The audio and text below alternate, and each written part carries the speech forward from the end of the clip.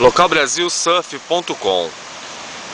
Búzios, Praia da Brava, dia 18, quarta-feira, 15 para as 8 da manhã.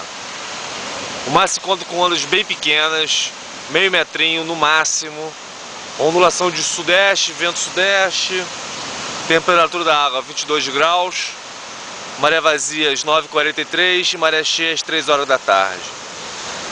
Melhor opção para hoje seria realmente Jeribá ou Tocuns. Mas talvez aqui na Praia da Brava, da maré cheia, poderia ter uma brincadeira.